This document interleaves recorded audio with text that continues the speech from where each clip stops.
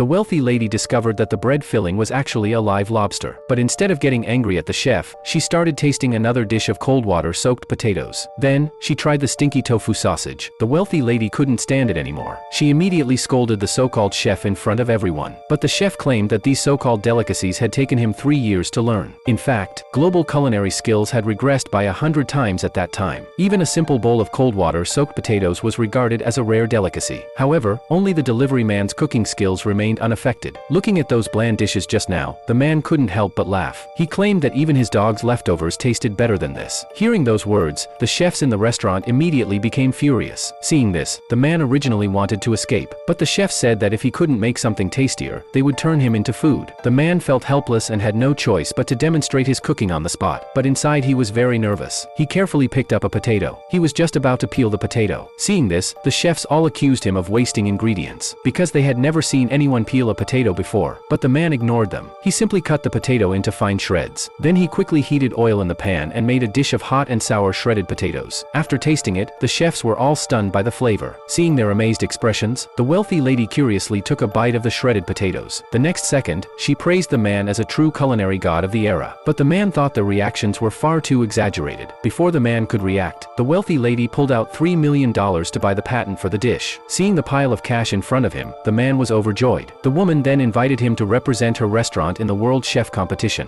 and the prize for the champion was $10 million.